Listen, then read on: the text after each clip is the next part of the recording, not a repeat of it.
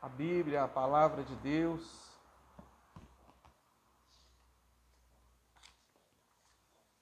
Louvado e exaltado seja o nome do Senhor. Vamos no Evangelho de Lucas, capítulo 15, versículo 11. Lucas 15, versículo 11. Glória a Deus. Lucas 15, versículo 11. Todos acharam? Glórias a Deus. E disse Jesus: um certo homem tinha 2 filhos, e o mais moço deles disse ao pai: Pai, dai-me a minha parte dos bens que me pertence. E ele repartiu por eles a fazenda.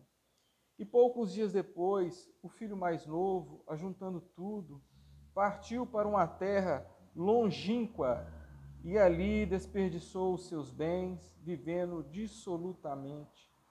E havendo ele já gasto tudo, houve naquela terra uma grande fome, e começou a padecer de necessidades. E foi e chegou-se a um dos cidadãos daquela terra, o qual mandou para os seus campos a apacentar porcos. E desejava saciar o seu estômago com as bolotas que os porcos comiam, porém ninguém lhe dava nada.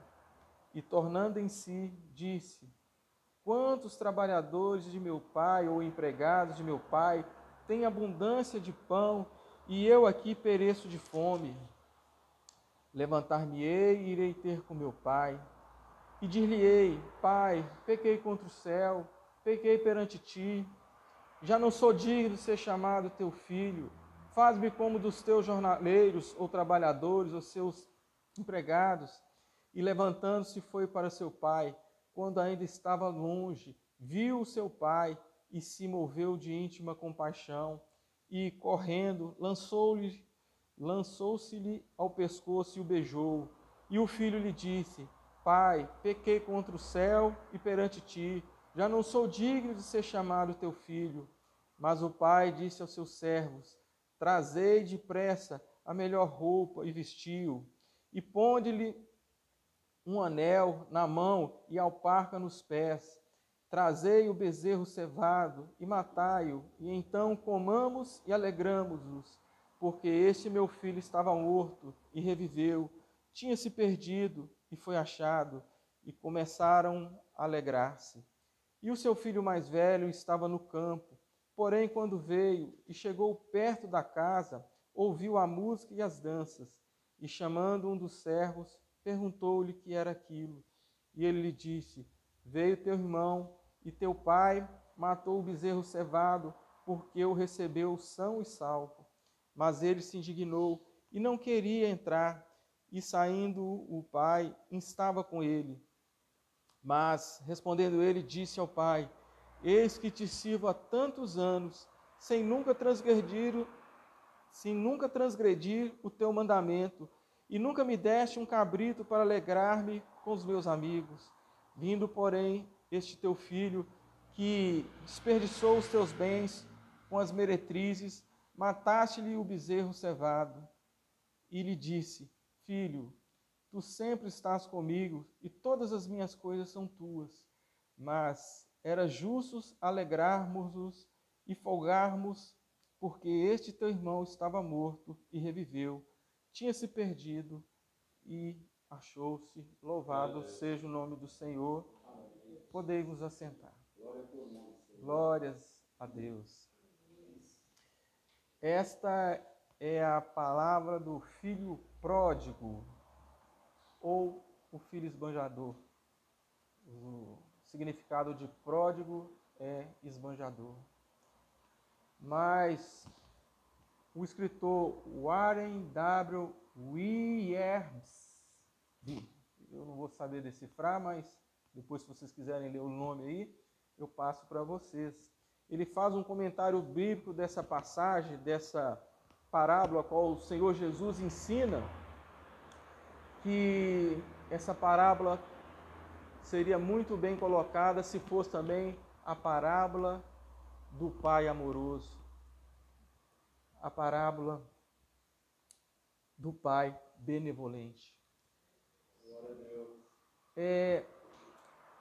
Jesus, ele, em seus ensinamentos, ele usou muito por parábolas. Parábola não era algo novo. No Antigo Testamento também não se ensinava, mas os profetas iam e por parábola falavam às pessoas. Uma das parábolas mais famosas que eu creio que todos vocês conhecem é a parábola a qual o profeta Natã chega diante de Davi e ali profere uma palavra para chamar a atenção de Davi, para poder ali repreender Davi a mando de Deus. Então, o significado de parábola, irmãos, é uma narrativa alegórica que transmite uma mensagem indireta por meio de comparação ou analogia. Então, Jesus usou de parábola para ali transmitir uma mensagem para aquelas pessoas. Algo que é figurativo, algo que é alegórico, algo que traz uma comparação. E nós vivemos um tempo em que essa parábola ela vem se encaixar muito bem no momento ao qual nós estamos vivendo. A parábola fala do seu pai e de seus filhos. Nos últimos tempos, todos nós temos vivido isso está diante de nós. E aqui, irmãos, não é querendo julgar a ninguém, não é querendo apontar dedo para ninguém, mas é uma realidade que Deus nos traz e nos mostra, em que chama a nossa atenção e que nós devemos ter cuidado e que também devemos olhar com atenção aquilo que está acontecendo à nossa volta, aquilo que o Senhor quer nos dizer. O texto inicia com um de seus filhos, o filho mais moço, chegando até o pai, pedindo ao pai a parte dos bens que lhe pertence. Irmãos, hoje eu levantei, hoje eu me arrumei, hoje eu vesti as minhas vestes, hoje eu peguei a chave do meu carro, hoje eu vim em direção aqui à reunião, mas tudo isso aconteceu não foi porque era eu, não foi porque era meu, mas foi porque hoje eu levantei, porque a vida não é minha, Deus me deu a vida hoje cedo. Hoje eu levantei, eu me vesti, porque as roupas não eram minhas, porque as vestes quem me deu foi Deus. Não foi porque eu tinha um corpo perfeito, não foi porque eu tinha um carro, mas foi porque Deus me deu um corpo perfeito, Deus me deu um trabalho para trabalhar, Deus me deu os recursos para comprar um carro, como deu a você, deu a ele, deu a todos nós condições de estar aqui hoje. Então, tudo que nós temos, tudo que nós fazemos, não foi porque nós temos, não foi porque nós adquirimos, mas foi porque Deus nos deu. E o início do texto começa dizendo, o filho mais novo, ele chega diante do pai e pede ao pai, pai, me dá a parte dos bens que me pertence, nada nos pertence a nós. Salmo 24 diz que a terra, sua plenitude, todos que nela habitam, pertence a Deus. Tudo pertence a Deus, nada é do homem, nada era do ser humano, tudo foi criado por Deus e foi Deus que nos deu. Inclusive a nossa inteligência, foi Deus que nos deu. Inclusive, se nós estamos aqui nos movendo, foi porque Deus nos permite mover. Tudo foi dado por Deus. Mas o moço, nessa parábola, nesse ensinamento de Jesus, chega diante do pai e pede, pai, a parte dos bens que lhe pertencem. Irmãos, pela lei judaica, a lei naquela época, era permitido sim o pai, em vida, repartir os seus bens com seus filhos, repartir a sua herança com seus filhos, desde que o pai, pela sua vontade, quisesse. Então, tudo é pela vontade do pai, é porque o pai quer, e o pai divide os seus bens com seus filhos. Mas no versículo 13, o filho, o que ele faz? Poucos dias depois, o filho mais novo, ajuntando tudo, partiu para uma terra longínqua e ali desperdiçou seus bens, vivendo dissolutamente. Nós vemos aqui nessa parábola, irmãos, que o filho ele pediu a partilha dos bens ainda em vida e o pai concedeu pela vontade dele. Mas nós vimos aqui que o filho depois ele pega os bens que o pai lhe deu e ele se retira, ele vai embora, vai para uma terra distante. O que nós compreendemos com isso, nossos irmãos? Que o filho, quando chega diante do pai e pede o pai ainda em vida, pede parte da herança do pai, que ele diz para o pai assim: eu não quero mais o Senhor para mim morreu. Não é verdade? Nós vivemos num período de uma nova aliança. A Bíblia Sagrada ela é chamada de testamento. O testador ele fala na própria palavra que ele teria que morrer para nós recebermos a herança. E o filho olha para o pai e diz para o pai assim, não com suas palavras, mas com suas atitudes: eu quero os meus bens. Agora ele pega os seus bens e vai embora. Quer dizer, o filho não quer mais o convívio com o pai. O filho não quer mais o convívio com a sua família, porque ele não deixou só o pai, ele deixou foi a sua casa, a sua família. E trazendo para os nossos dias de hoje, como os filhos de hoje têm feito da mesma forma? Não querem mais o convívio da família. Eu estou falando no sentido espiritual, irmãos, a qual nós estamos vivendo os dias de hoje. Quantos filhos tomaram para si os seus bens e foram para longe? Aqui fala de uma terra distante. Às vezes podemos estar até mesmo congregando mais ou menos, ou talvez até dentro da própria igreja, mas o nosso corpo está aqui, mas o nosso coração está tão distante de Deus.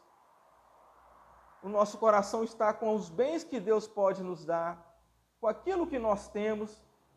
Aqui fala de algo distante, mas podemos estar com o nosso coração longe e distante do Senhor. O filho fala que ele não queria mais o convívio com a sua família. Outro dia, irmãos, pela minha profissão, todos sabem, conhecem, eu sou motorista de táxi, eu com um passageiro dentro do carro, e eu não sei como chegou nessa conversa, eu não sei se foi pela música no rádio, eu não sei se foi pela Bíblia no painel, e de repente a gente estava falando das coisas de Deus. E a mulher com conhecimento da palavra. Aí eu perguntei para ela, de qual ministério você é? Aí a mulher falou para mim, não, eu não estou congregando não, eu estou em casa. Em casa eu leio a palavra, eu faço minhas orações e tudo mais. E Deus naquele momento ali, veio algo no meu coração, de eu falar para essa mulher, mas a Bíblia nos fala que nós devemos congregar. E entrou a questão de igreja, de pessoas, de ensinamentos. Eu falei, eu sei que está difícil, mas nós precisamos congregar. Assim como nós, irmãos, Igreja Bíblica Cristã, exigem outros também que pregam a verdade da palavra.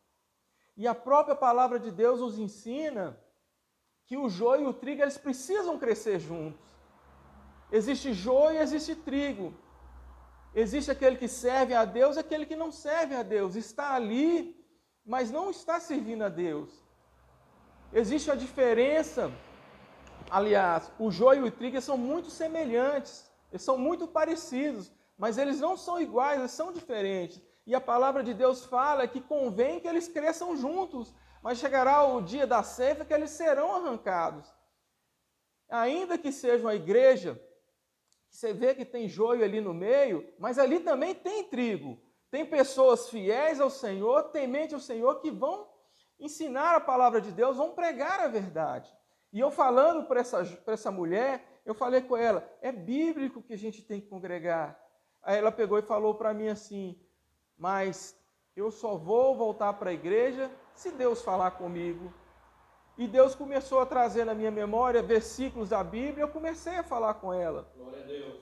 Comecei a falar para ela, olha, é bom que não ande sozinho, que haja dois, porque se um cair, o outro está ali para ajudar a levantar. A Bíblia fala em Salmo 133 que nós devemos estar juntos, porque ali é derramada a bênção do Senhor. A Bíblia fala em Hebreus 10, 25 que devemos congregar. A Bíblia fala em João, se o amor de Deus está em nós devemos estar unidos congregando. E foi vindo na minha memória, irmão, e eu fui falando aquilo para aquela mulher.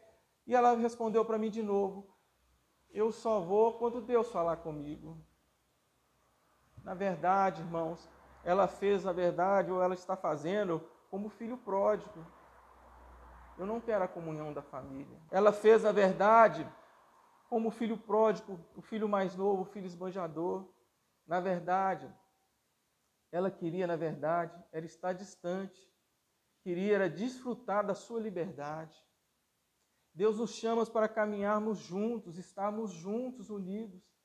E nós estamos vendo que muitas pessoas têm caminhado no sentido contrário da vontade de Deus. Querem ser como o filho esbanjador, buscam simplesmente os seus próprios interesses, querem viver conforme a sua vontade, quer fazer não a vontade de Deus. Mas a parábola do filho pródigo, do filho esbanjador, também é a parábola do pai amoroso, do pai benevolente. E esse jovem vai para o mundo. E ele vai viver a vida dele no mundo. E ele vai ao mundo e ali ele gasta tudo que o pai deu para ele. Tudo que o pai deu para ele, ele gasta. Ele desperdiçou. A Bíblia fala que, no versículo 13, a parte B, partiu para uma terra longínqua e ali desperdiçou os seus bens, vivendo dissolutamente. Ele desperdiçou todos os bens que o Senhor, seu pai, deu para ele. E ele, havendo gastado tudo, chegou um momento naquela terra que houve fome, uma grande fome naquela terra, e ele começou a padecer necessidades. Irmãos, no meio de semana, aqui no momento de oração, nós oramos por uma família que, como o filho esbanjador, quis ir para o mundo, viver dissolutamente, viver conforme os seus próprios interesses, suas próprias vontades. E tem padecido e a gente tem visto sofrimento. Nós temos que continuar orando por essas pessoas, irmãos, para que elas venham, como filho pródigo, a seguir nós vamos ler, para que elas venham cair em si, venham voltar para a presença do Senhor. Nós não estamos livres, irmão, de padecer enfermidade, necessidade, padecer lutas, dificuldades, mas nós cremos que tem um Deus que vai nos suprir de todas as nossas necessidades, um Deus que vai nos curar, um Deus que vai nos sustentar, irmão. E esse jovem, ele começa a passar necessidades, ele começa ali ter fome, ele começa ali a viver situações complicadas. O mundo, irmãos, o mundo é assim, o mundo quer nos enganar. O mundo quer nos mostrar uma coisa que não é a realidade. Não é a realidade da vida. Não é, irmãos. O mundo ele quer nos enganar, o inimigo quer nos enganar. Ele quer nos mostrar que o mundo lá fora é maravilhoso, é perfeito. E muita gente tem sido deixado levar pela correnteza do mundo. Nós temos que lutar contra a correnteza do mundo. Nós estamos no mundo, mas nós não somos o mundo.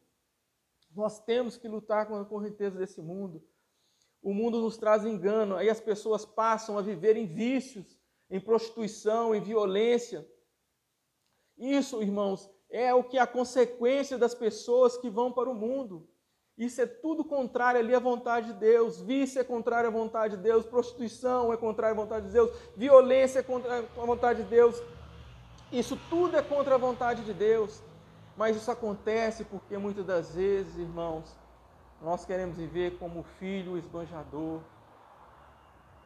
Irmãos, essa palavra que eu estou pregando é para mim, é para você, ao qual Deus nos chama a atenção nessa manhã. Irmãos, hoje é dia de Santa Ceia. Como que nós podemos viver isolado e termos comunhão com os outros? Como vamos ceiar, irmãos? Quantas pessoas estão assim, já não ceiam mais o valor da Santa Ceia, um mandamento bíblico. É um mandamento, uma ordem do Senhor Jesus para nós. Mas o filho esbanjador, ele queria desfrutar da sua liberdade. O nosso presidente fala assim: eu vou sempre julgar dentro das 4 linhas da Constituição. Nós não somos desse reino, irmãos, mas nós temos uma Constituição, a palavra de Deus. Glória a Deus. Nós temos que ver dentro das 4 linhas da palavra de Deus, daquilo que Deus quer para a nossa vida, que é bom. A palavra ela é boa. Ela é boa para nossas vidas, é boa para a nossa família, é boa para a família, para a sociedade. Veja o caos que nós vivemos, irmãos. Eu fico imaginando se realmente os 30% ou mais de 30% da sociedade que se denomina cristã vivesse dentro das 4 linhas, né, da Constituição Celeste. Como seria a nossa sociedade, né, irmãos? Mas existem muitos filhos esbanjadores, muitos filhos pródigos que querem viver conforme a sua vontade. E vão para o mundo e o mundo nos engana, irmãos. O mundo está para nos tirar da presença de Deus. Irmãos, eu falei de coisas trágicas como vício, prostituição, violência. Tem algo também terrível, irmãos, que nos afasta da presença de Deus, sabe? A questão da avareza. Porque a gente pode ter tudo e a gente sempre vai querer mais, porque o avarento nunca está satisfeito com o que ele tem. Ele sempre quer mais e mais e mais. Hoje foi falado sobre a salvação, né? É mediante a fé, é a graça de Deus, mas mediante a fé. Não são as obras. E hoje foi citado sobre as bênçãos, né, da pessoa que conta, né? Dando testemunho das bênçãos de Deus na vida dela, que eu ganhei o carro, ganhei a fazenda, tem tantas casas na praia, tem o sítio, tem aquele negócio tudo. Mas isso não quer dizer nada. O propósito maior de Jesus Cristo nessa terra foi trazer salvação para nós. Ele veio curar, ele veio prosperar, ele veio libertar. E isso parece que foi colocado na cabeça de muitos que eu não posso ser cauda, eu tenho que ser cabeça.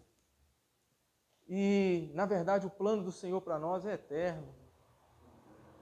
O plano de Deus para nós é eterno, não é essa terra, pois não é pecado nenhum.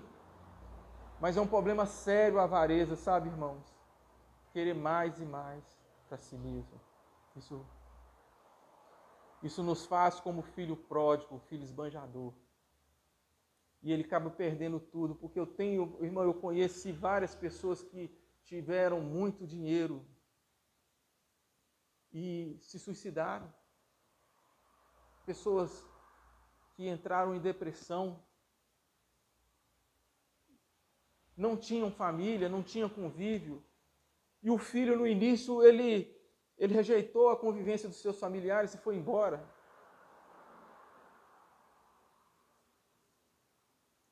Isso para nós, isso serve de exemplos, irmãos.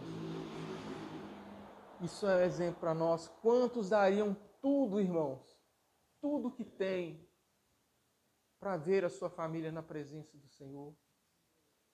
Quantos dariam tudo para ver os filhos libertos, os pais, os irmãos, os seus familiares libertos? Trocariam tudo. É como aquelas pessoas, né? Como o ditado que diz, né? As pessoas trabalham para juntar e esquecem da saúde, né? Depois pegam tudo que juntou e começam a gastar na própria saúde, né? Falta de sabedoria. Então o filho pródigo, ele já se viu numa situação em que os seus bens se foram. Ele viveu uma vida dissolutamente. Ele gastou tudo. E ele encontrou uma situação em uma terra com fome e padecendo necessidade. Ele desejava, irmãos, ele desejava comer a comida dos porcos, a qual ele chegou nos cidadãos daquela terra, mandaram ele para o campo apacentar porcos. E ele desejava, o seu estômago estava com tanta fome que ele tinha vontade de comer a comida dos porcos. Mas graças a Deus, no versículo 17, ele tornou em si. Ele tornando em si. O que quer dizer com esse texto? Que a pessoa era fora de si. Ele estava desorientado, perdeu a noção das coisas. Ele estava desorientado e ele tornou em si. E ele lembrou dos empregados da casa do pai dele, das pessoas mais humildes da casa do pai, que servem ao pai deles, que são servos do seu pai. Eles têm abundância de pão e eles não padecem de necessidade, eles não padecem de fome. Ele lembrou do pai, como o pai tratava os empregados dele, e ele estava ali desejando comer comida de porcos, irmãos. Nós sabemos como o porco é tratado, o porco come tudo. A gente chama de lavagem, né? Os restos de comida ali, que até tão velhos, se dá para o porco come. Mas ele lembrou daqueles mais simples e humildes que servem ao seu pai, que estão na sua casa. Lá eles têm abundância, eles comem muito. Lá eles não padecem de fome. Ele se lembrou, irmãos, devemos orar, irmãos, para aqueles que querem desfrutar somente da sua liberdade, esqueceram da família de Deus, esqueceram do Senhor, estão longe. Devemos orar para que eles caiam em si, para que eles voltem para a presença do Pai. E mais à frente nós vamos ver como o Pai ele é bondoso, como o Pai nos ama, como Ele se alegra de nós, da nossa presença. No versículo 18, ele em seu pensamento ali, ele pensando, eu vou me levantar. Quem está no mundo, irmãos, está caído. Ah, eu estou de pé, eu estou ganhando. Quem está no mundo está fora da presença de Deus, ele está caído. Ele está na escuridão, ele está nas trevas. Ele está condenado. E ele lembra assim, eu vou me levantar. Ele caiu em si, eu vou me levantar. Eu vou me levantar, irei ter com meu pai. E vou dizer, pai, eu pequei contra o céu e perante ti. Ele caiu em si, ele reconhece que ele está errado. É só o Espírito Santo que pode fazer essa obra, irmãos. Vamos orar para que Deus possa fazer essa obra. Para que o Espírito Santo de Deus possa fazer essa obra. Para que as pessoas possam cair em si, para que elas possam se levantar e voltar para a presença do Senhor. Amém. E ele continua dizendo, eu não sou digno de ser chamado teu filho, faz-me como um dos teus servos, como um dos seus trabalhadores. E o texto continua no versículo 20, levantando-se foi para seu pai. E quando ainda estava longe, viu o seu pai, e se moveu de ímpeto contra compaixão, e correndo lançou-lhe o seu braço e o beijou. O Pai sempre vai ao nosso encontro, irmãos.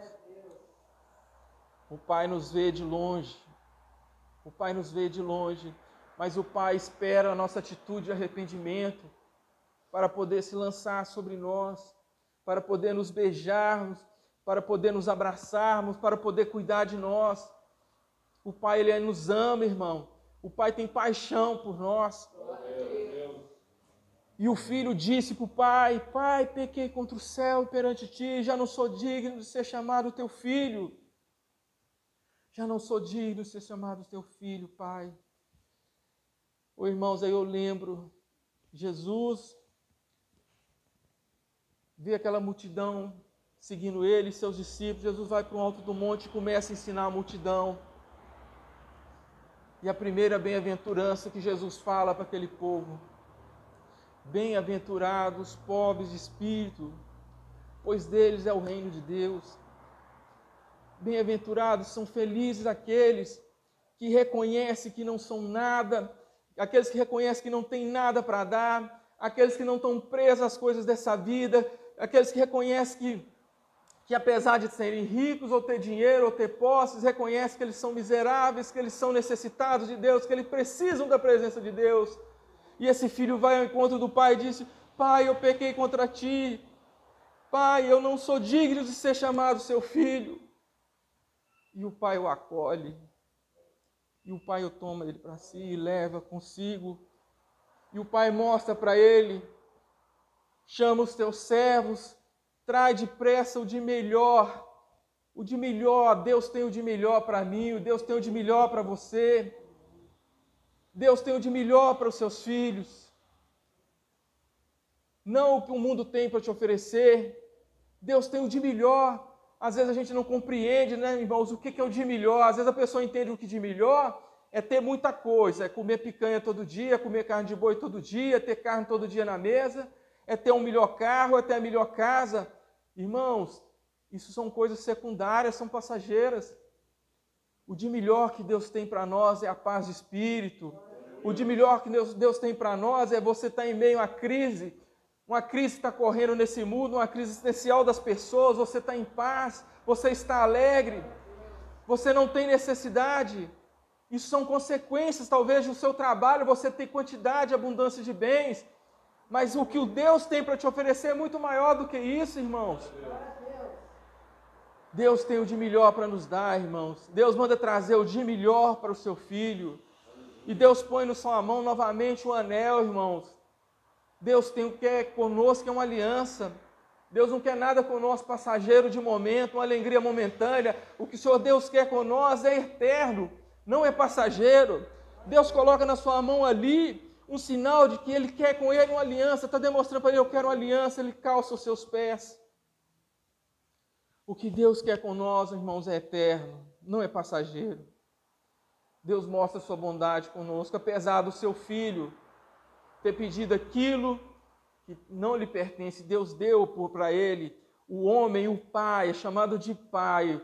O nosso Senhor é chamado de pai. O pai deu para ele porque o pai quis dar. Deu para ele o que ele queria dar. E o pai sempre tem o de melhor para nos dar.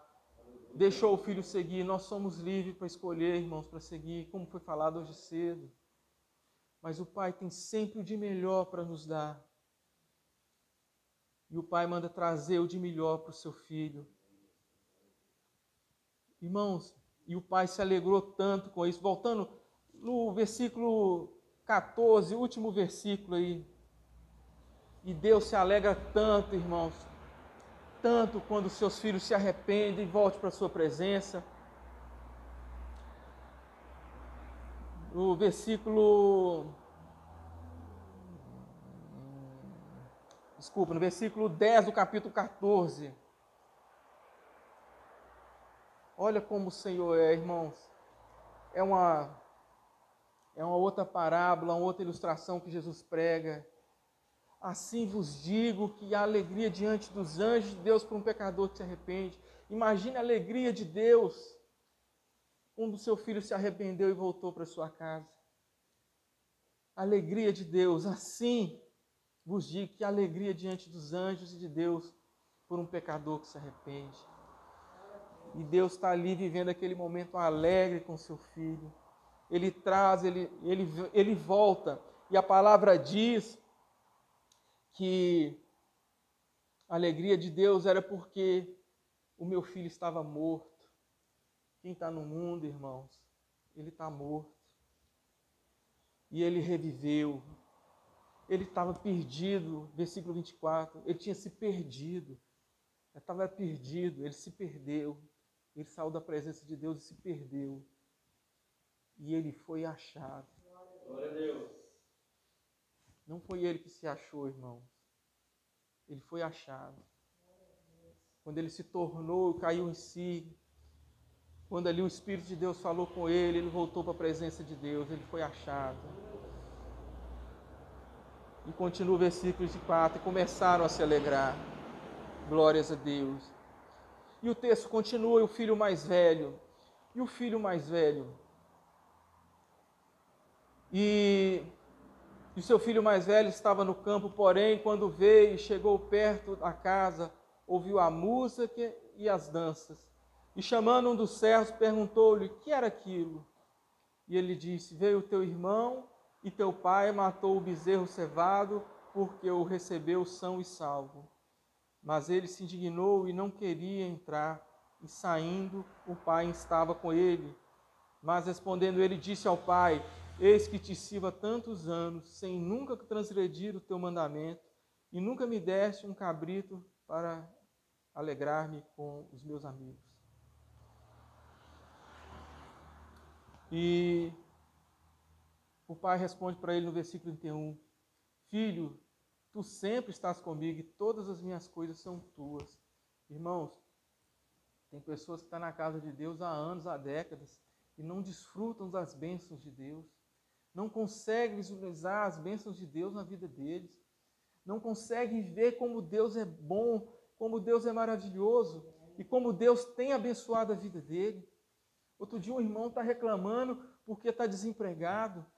Ah, você está falando porque você está trabalhando. O irmão está comendo, está bebendo, está vestindo, está pagando água, está pagando luz, está tendo internet em casa. Ele não consegue ver as bênçãos de Deus na vida dele. Irmão, Salmo 40, esperei com paciência no Senhor, e Ele se inclinou para mim e ouviu o meu clamor. Não tem a paciência de esperar, mas também não consegue ver a bondade de Deus na sua vida.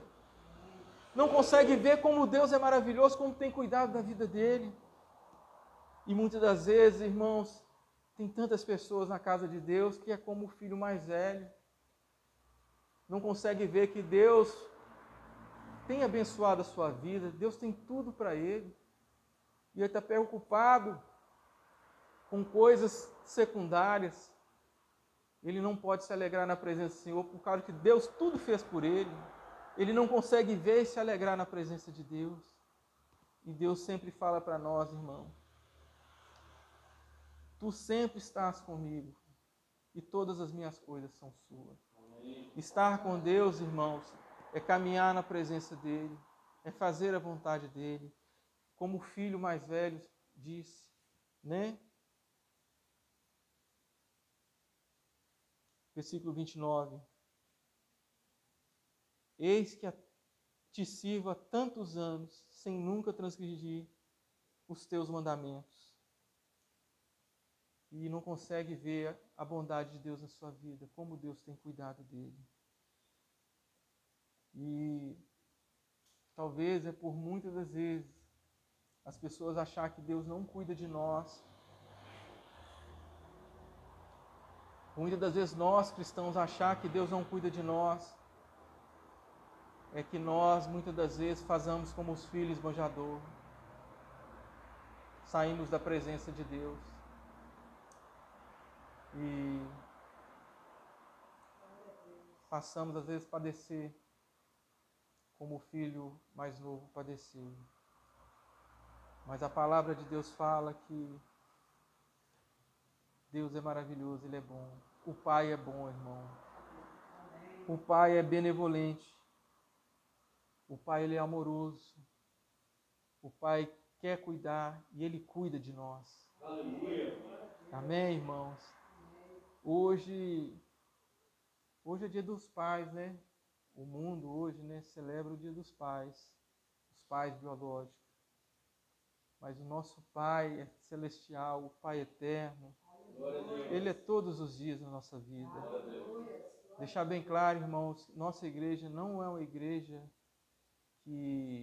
temática, que prega cultos, faz cultos temáticos. Foi uma coincidência essa mensagem no dia de hoje. O Pai quer nos abençoar, o Pai nos ama. Louvemos e adoremos o nosso Pai. Glórias a Deus. Deus seja louvado. Amém. Glória a Deus.